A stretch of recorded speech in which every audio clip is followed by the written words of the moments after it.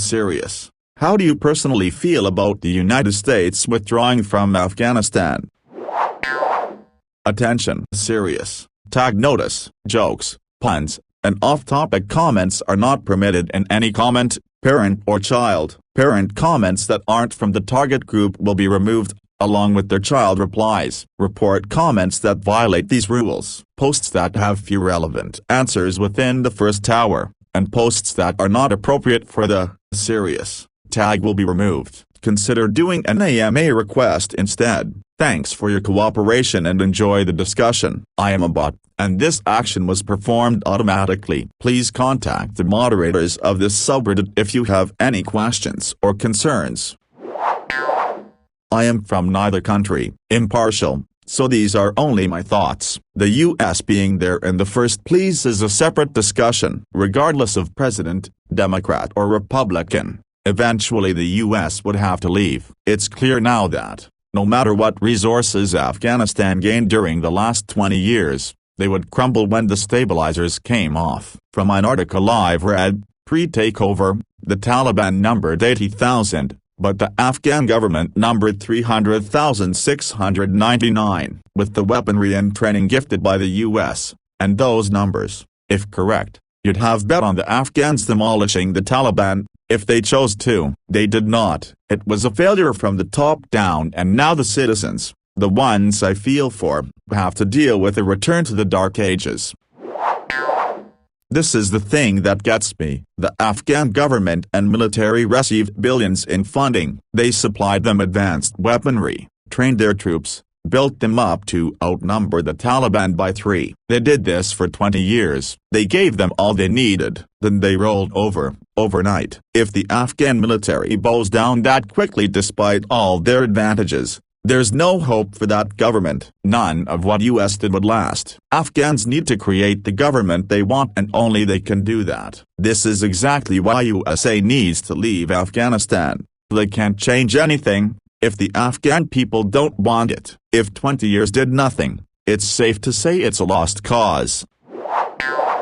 I had a conversation about this with the body. There aren't a lot of domesticated animal species. You can tame something like a bear, but you'll never be able to create a breed of bears that instinctively trust and defer to humans the way you can with a dog or a pig. Domestication requires the animal to have an existing social structure that humans can subvert. It's why domestication is so rare. Even in the age of genetic manipulation, the US was able to rebuild countries post-war because they were refridging a structure that already existed. Many German bureaucrats remained German bureaucrats after the war, and the sparing of the Japanese civilian structure even included Emperor Hirohito. Afghanistan was a bear. It's still mostly a land of unconnected tribes and towns.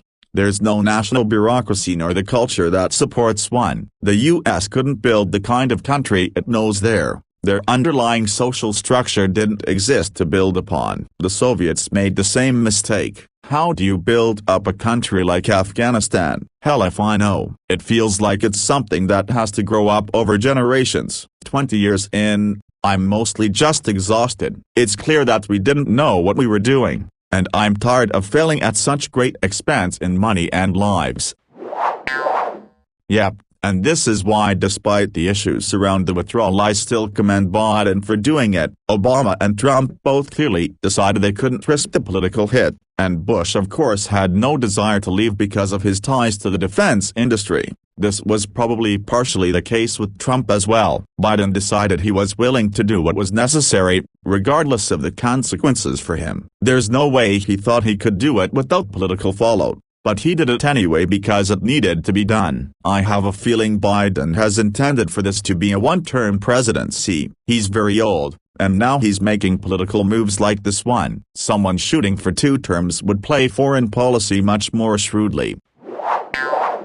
The best time to leave Afghanistan was 20 years ago. The second best time is now. I had no illusions that this would be smooth, and that it wouldn't be our Vietnam exit. I think Biden was incredibly naive about the situation when he thought the Afghan army would hold out long enough for him to cover our exit. It really sucks and it should have never happened, but the alternative is going another 20 years and spending another $2 trillion only to have the same result then. 2. We need to stop trying to nation build period. If we really wanted to fix things over there, we'd end the failed Western imperialist experiment known as Afghanistan in the first place and create several states based on the distinct cultures that occupy that land. Let the Taliban rule the Pashtuns and let all the other groups manage themselves. We should have let the Kurds have their own country, too. Great point. Best thought Donald Rumsfeld had was to leave Afghanistan after the Taliban was toppled. If we needed to go back in a decade, we'd go back. Afghanistan is backwards as fuck. It's tribal and essentially living in the medieval age. I think Biden was incredibly naive. I disagree. I think Biden knew it was going to be a shit show. Maybe not as big of a shit show, but I think he thought the Afghan special forces would have held Kabul for a couple of months or at the very least put up some resistance to the Taliban. But from everything I read, the Afghan government had the special forces spread thin trying to defend every province. I think Biden was just fed up with the corruption and ineptitude of the Afghan central government. Hey man, woman, you and all other vets did your job. You provided a more stable and safe life for those 20 years. Women went to school and back to work. Men had more of a choice for the direction they wanted to take their life and family. Children weren't automatically thrown into Taliban teachings and culture. Thank you, and every other vet, for providing a way for the Afghan people to better themselves. I'm sorry for any hurt you're experiencing now, but you did your job and it wasn't worthless. Neither were the lives lost.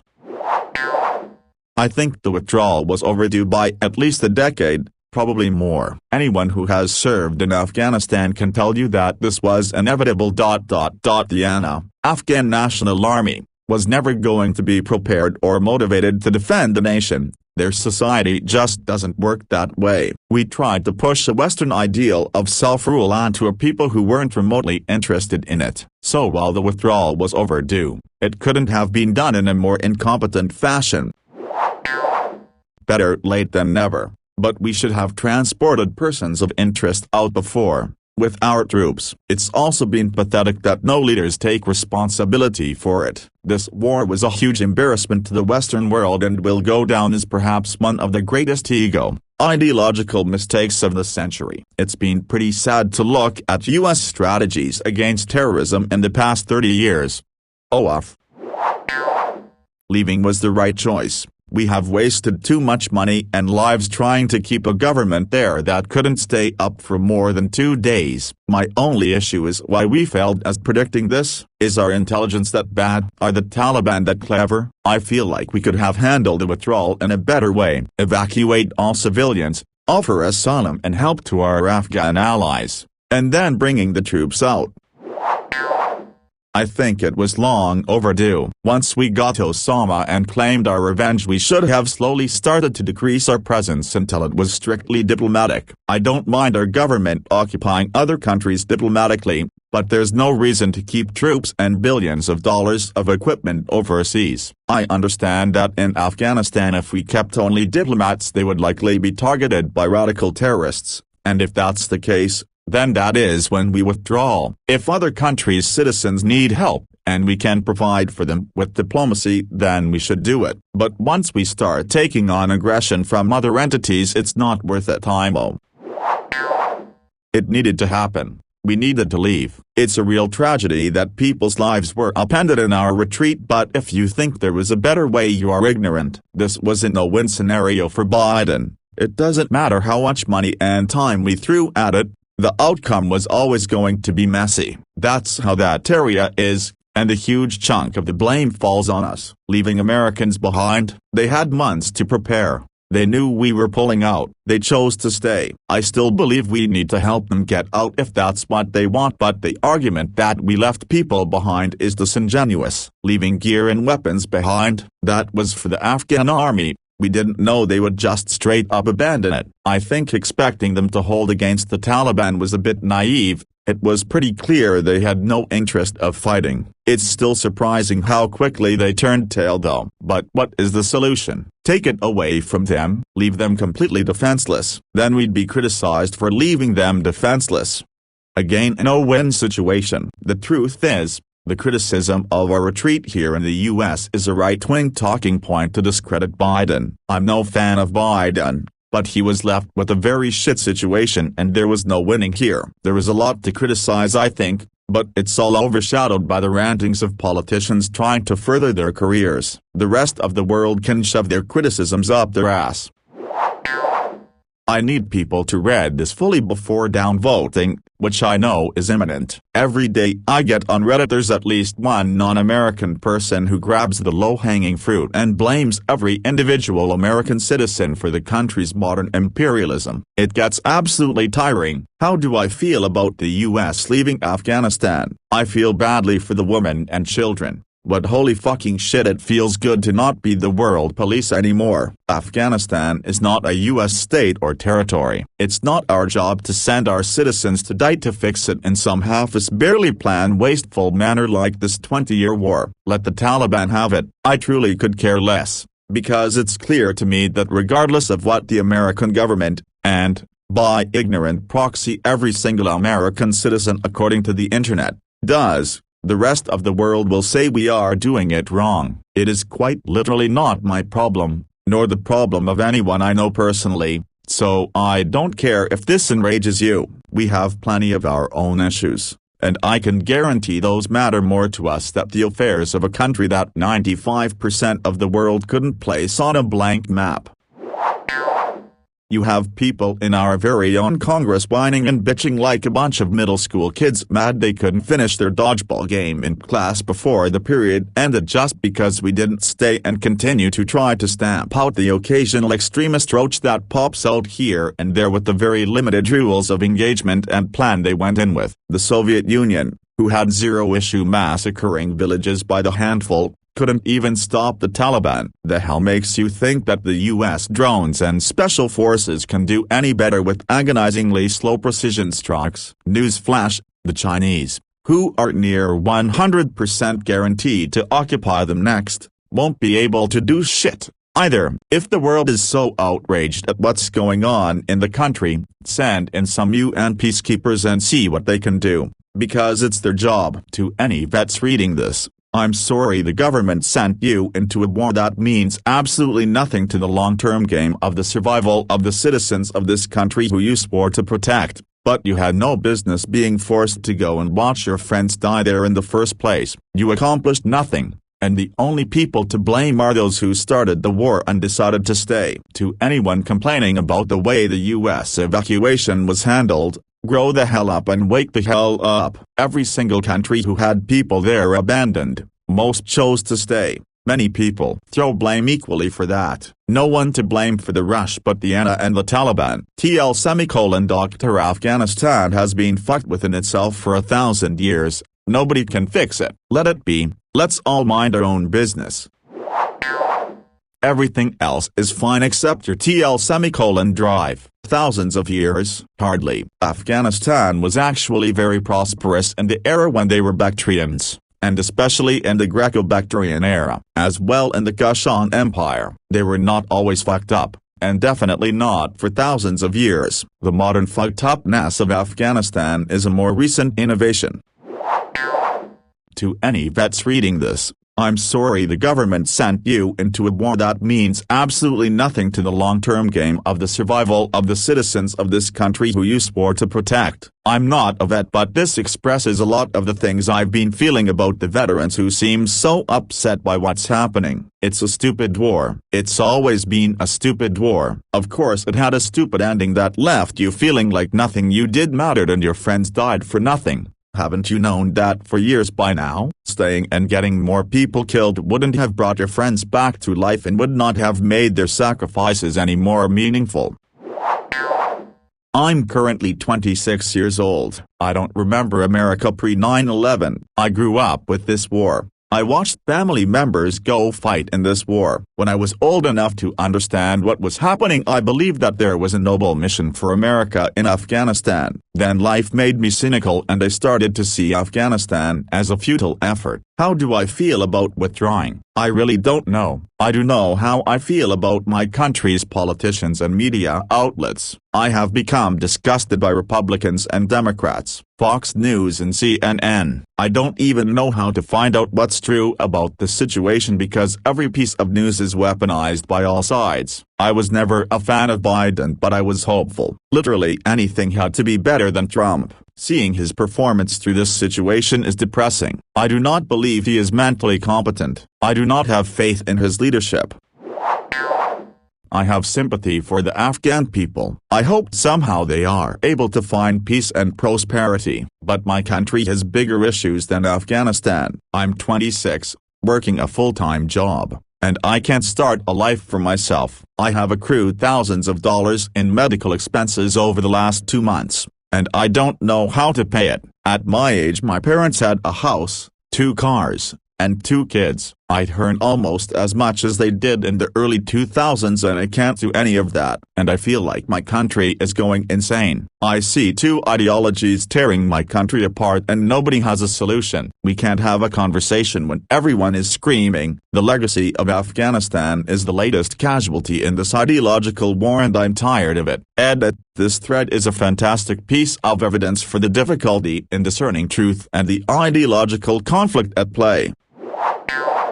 We never should have been over there in the first place, such a waste of money, time, energy and human lives, and for what? I was surprised that Obama didn't make the effort. He had 2 terms in which to do it. Trump was planning on withdrawing on May 1, 2021, Biden extended the deadline, but I felt the whole withdrawal was too chaotic. Why leave all those weapons behind? $80 billion worth of military hardware. Biden had said months ago that if the U.S. decided to withdraw, it would do so in a safe and orderly manner. Later he said it was highly unlikely that the Taliban would overrun everything and take control. What happened? Someone dropped the ball.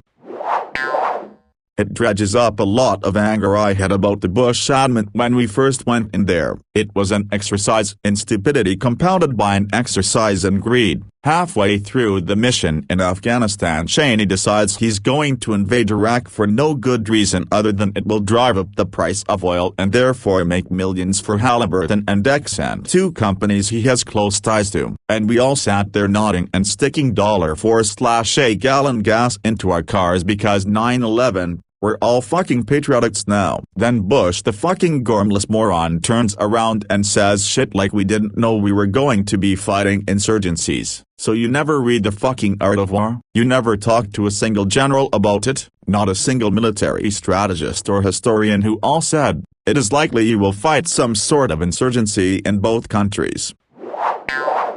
The Russians had just 10 years before had their asses handed to them by an insurgency in Afghanistan. It's just poor leadership and total incompetence. The only competent one in the room was Cheney and he didn't give a shit about winning. He just wanted the price of oil to go up. He didn't care how many soldiers died or how many civilians. He just wanted his money and the money of his cronies. Then you would think Republican America might learn from this. No, they just went back to the bottom of the barrel and found an even worse, less competent, evil motherfucker who was like a baby left alone to play in his own poop. Angry. That's how I feel. Really bloody angry.